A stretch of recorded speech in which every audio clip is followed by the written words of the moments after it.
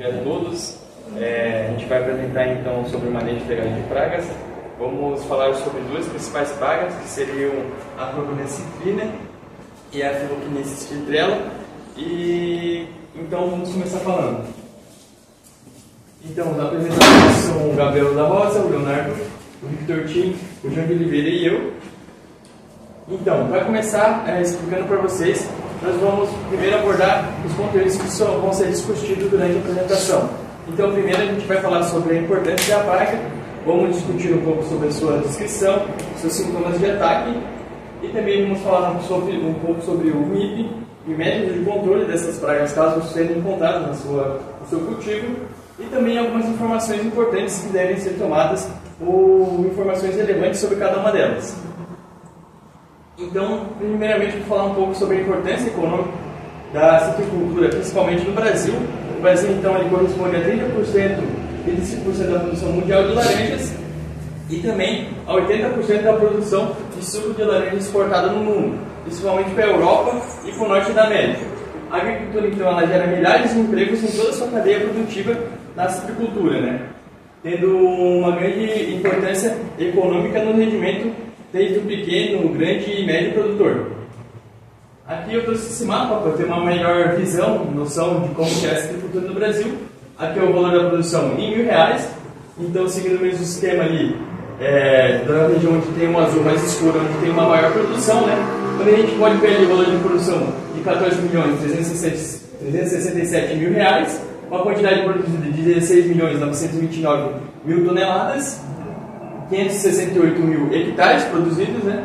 E um rendimento médio, né, de 29.799 quilos por hectare. Então a gente pode ver a grande importância da citricultura aqui no Brasil, onde ela vai gerar grandes empregos em diversas áreas, né? Tanto na área de processamento, transporte, logísticas e da comercialização, né? Então vou falar aqui de algumas pragas importantes na citricultura que deve se tomar cuidado. Primeiro eu vou começar falando sobre a cloromicina, onde são insetos que sugadores se alimentam dos tecidos vegetais, principalmente dos tecidos vasculares dos citros. Eles pertencem à ordem Hemiptera e se divide em 70 espécies diferentes, que são classificadas em 8 famílias, mas, no entanto, 12 são as mais importantes na citricultura, por elas serem vetoras da clorose variegada dos citros, né, CVC. E dentre essas espécies nós podemos citar o Dilobotrys costalimae, a Corbania citilla e a Corbania virensis, que vão ser as duas que nós vamos estar abordando na apresentação. Então, elas se localizam predominantemente na parte superior das folhas, né? Preferindo áreas mais tenras e novas. Os ovos eles são alugados e dispostos lado a lado. E quando a fêmea ela vai fazer essa oposição, ela coloca meio que uma camada de cera em cima desses ovos, como a gente pode ver aqui na imagem. Ao sair dos ovos, as letras elas são brancas e com o amadurecimento elas vão se tornando mais esverdeadas, né? Elas vão envelhecendo. Essa fase tem uma duração de 50 dias aproximadamente e elas medem de cerca de 0,9 cm, tem barrigas e pernas amareladas e as suas asas com uma coloração mais escura e com algumas nervuras esverdeadas ou amareladas. É melhor aqui nessa imagem, que nós podemos ver, né? A parte de baixo tem as pernas amarelas, né? E a asa um pouco mais escura, né? E com essas nervuras amarelas ou esverdeadas. E bom, ela vai causar então um grande impacto na economia, principalmente por ela ser vetora da bactéria Xylella fastidiosa, que vai causar a CVC nos citros, então. E ela é uma doença que afeta severamente a qualidade e a produtividade, né, dessa cultura, o que vai afetar desde o pequeno, o grande e o médio produtor, né? A presença dessa praga pode resultar em perdas econômicas significativas para os produtores, além de aumentar o custo de manejo e de controle dessa praga, né, dessa doença. Então, falando um pouco sobre a sintomatologia da praga em si, né, a gente dividiu em dois momentos, né, que são os danos diretos e os danos indiretos da cloromicina. Então, como danos diretos, a gente vai ter a perfuração nas folhas. Então, essa perfuração nas folhas, como bem falado pelo Bom, ela prefere tecidos mais jovens da planta. Então, ela geralmente ataca mais as partes mais jovens, como brotos e tudo mais. E ela tem preferência também pela parte superior da planta. E nesse ataque, a gente tem a exudação de seiva. Então, quando ocorre esse ataque da praga com o seu aparelho bucal sugador, ela vai perfurar essa folha. Essa folha vai na parte marginal ali do aparelho bucal, vai sair, vai ter uma liberação da exudação de seiva. Então, essa exudação de seiva ela vai ser um ambiente favorável para a proliferação de outros fitopatógenos, como por exemplo a fumagina, então, que é bem comum nos cítricos. Então, a gente vai disponibilizar esse ambiente ideal para esse fungo. E também a gente tem uma redução do vigor. Porque atacando essa cigarrinha, atacando o sistema vascular da planta, ela não ataca as partes mais velhas, né? Ela ataca as partes mais jovens. Mas quando ela ataca essas partes mais jovens, a gente vai ter redução do vigor, porque ela vai se alimentar da seiva da planta. Então os nutrientes que deveriam ir para os frutos, para a parte foliar, ele não vai, porque quando a gente fala de densidade populacional, a acromonia vai ser elevada ali. Então esse ataque é numeroso e a gente vai ter essa perda de vigor da planta justamente por esse ataque. E isso caracteriza como um dano direto. E como os danos indiretos, né, como bem falado pelo Luan também, a gente tem a Xylella fastidiosa que ataca os cítricos, as flores variegadas dos cítricos. E como a Acromonia citrina é um vetor, então o que acontece? Quando ela se alimenta de uma planta infectada, a multiplicação dessa bactéria no trato digestivo da praga, da Acromonia. E também no aparelho bucal dessa praga. Então o que vai acontecer? O que ocorre? Ocorre a multiplicação dessa bactéria nesse sistema e logo quando ela vai de uma planta infectada para uma planta não infectada, ela vai acabar disseminando essa praga. Então esse é um problema grande na citricultura brasileira, porque a gente tem perda de 38% até da nossa produção. É comum também a gente encontrar no estado de Santa Catarina, já foi relatado alguns casos. A gente também tem a queda da produção, como bem falado anteriormente ali, né, que chega a ser um dano indireto, por causa da Xylella fastidiosa em si, e o tamanho do fruto. Aqui eu trouxe a imagem de comparação de uma planta sadia para uma planta que está acometida pela clorose variegada dos cítricos. A gente tem a sintomatologia aqui de pontos cloróticos, bem semelhantes à deficiência de zinco. E aqui o tamanho do fruto. O fruto ele costuma ser mais enrijecido. A gente também tem algumas folhas aqui, ó, essa está bem característica aqui com deficiência de zinco, mas não é. É a CBC. Estou falando um pouco também sobre os inimigos naturais que a gente tem falando um pouco desse inseto praga. A gente tem o gênero Gonatoceros, que são vespas fada. Então essas vespas, conhecidas como fadinhas, elas têm a habilidade de ir e fazer ovoposição nos ovos da Acromonia. E antes mesmo de eclodir esses ovos, enquanto embrião, ele não costuma sair às vezes. Então ela já ataca nessa fase jovem da Acromonia. Também a gente tem as aranhas, né? A gente às vezes não dá tanta atenção, mas a gente tem a presença das aranhas também, como a Friga quitensis, que tem esse hábito que é uma aranha que ataca, um aracnídeo que ataca a Acromonia, e ela tem um hábito de ser saltadeira.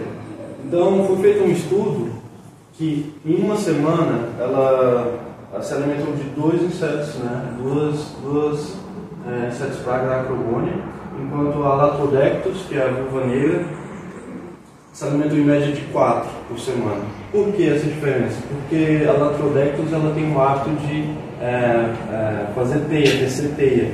Então isso ajuda ela na captura também da cigarrinha. E também a gente tem outros entomopatógenos também, como Balveria baciana, que também já foi falado por outros grupos aqui, que é um fungo, que ele ataca também, vai ajudar a gente no controle dessa praga.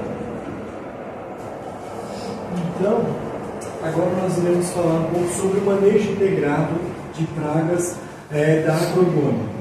Quando nós falamos do manejo integrado, nós devemos estar bem atento que a gente não pode só centralizar no controle químico, mas deve estar atento também ao controle cultural, biológico.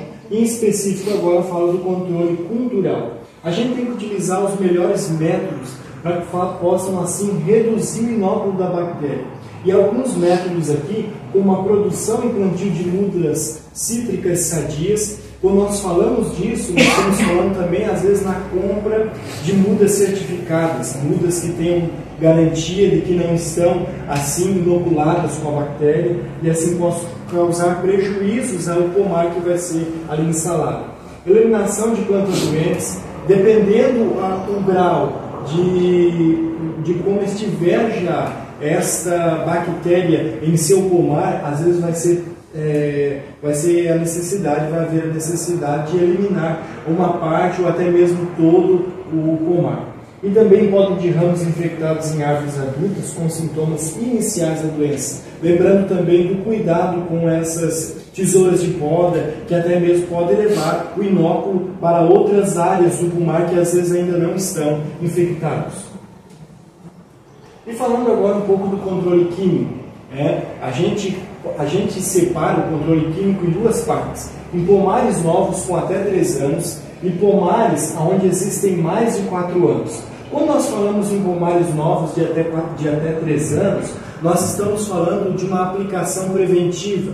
E quando nós falamos dessa aplicação preventiva, porque plantas novas, pomares novos, eles são mais suscetíveis à inoculação dessa bactéria por esse inseto. Então isso a gente deve estar cuidando para que essa aplicação preventiva, que vai ser via tronco ou solo, ela possa ser cuidar da planta durante todo o ano, né, assim. E também nós temos em plantas com mais de 4 anos. Então a gente vai fazendo as vistorias com as armadilhas amarelas, e a gente vai ver que, em total, você tem um pomar, você deve visualizar de 1 a 2% de todo o teu pomar. E se você encontrar mais de 10% das áreas vistoriadas com cigarrinha, você então entra com o controle químico da cigarrinha. Então deve-se ter muito cuidado. Quando falamos do controle químico, deve-se ter o cuidado com o desequilíbrio ecológico. O João já falou um pouco sobre o controle biológico. Dependendo das quantidades de controle químico, você pode estar fazendo um desequilíbrio ecológico nessas regiões. Lembrando que a época de maior incidência da cigarrinha é na época no início agora de setembro até mais ou menos aqui em fevereiro. Então essa época o que é? A época que caracteriza a chuva. Então é a época de maior incidência. Por isso que quando nós falamos de aplicação de inseticida, deve-se começar no período chuvoso e no final do início chuvoso também. Então a gente lembrando que usa algumas formas de controle, que seriam o uso de armadilhas atrativas, amarelas, usar a própria observação visual, que também é de suma importância. Aqui apresento rapidamente um inseticida, um Engeuclenos, né? Então a gente vê aqui na bula que existe a questão dos citros, e nós vemos aqui a cigarrinha dos citros, Acrogonia gracilis. Aí apresenta aqui certo as quantidades, as doses, o dano de cauda, né, que está sendo apresentado aqui. E só, o João já falou, mas lembrando que os inimigos naturais, que também é um tipo de controle biológico, é um controle biológico, ele reduz entre 15% a 40% da população de cigarrinhas dentro do seu pomar. Então, é muito importante também o controle biológico. Então, eu vou falar um pouco sobre o minador dos citros, o Phyllochnis citrella, dando a descrição e importância da praga. O minador dos citros, Phyllochnis citrella, é um microlepidóptero originário do Sudeste Asiático. No entanto, atualmente ele se encontra em todas as regiões do mundo que há presença de plantas do gênero Citrus. Seus prejuízos são diretos, são relacionados a ataques a brotações novas, diminuindo a área fotossintética. Isto pode resultar em perda de até 60% no peso dos frutos e 50% na produtividade média do pomar. A relação do cancro cítrico com o minador dos citros.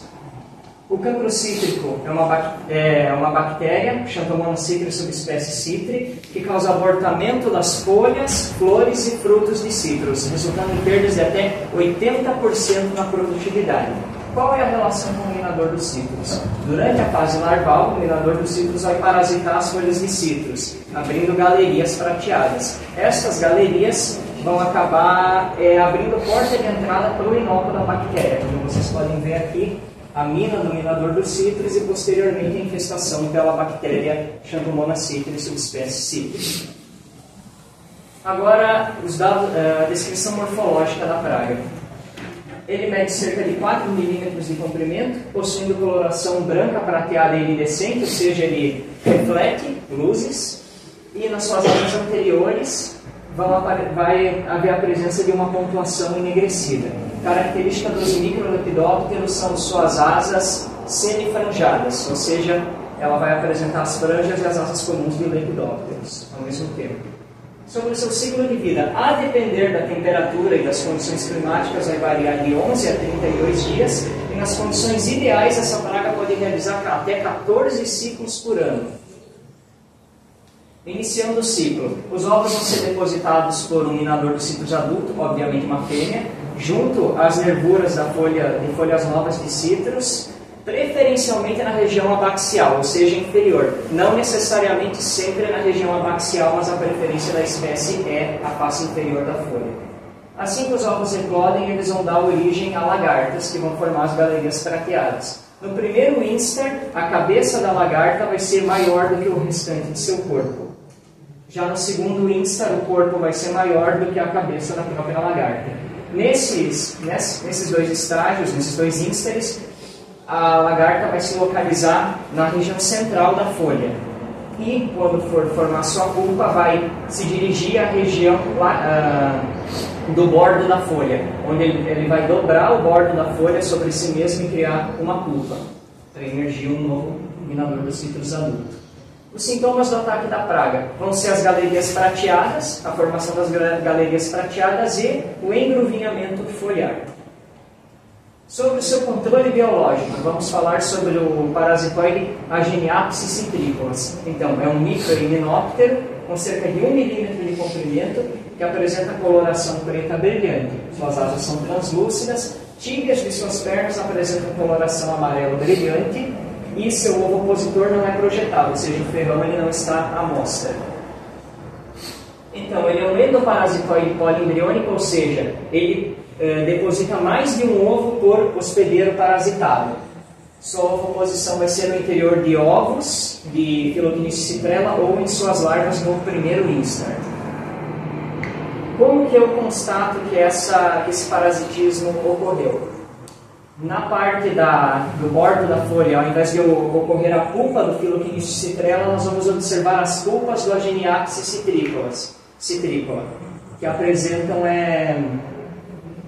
são pulpas agrupadas em linha, semelhante a uma salsicha. Agora falando um pouco sobre o manejo, né, o controle do Philoctenistes citrella, né, a larva minadora dos citros.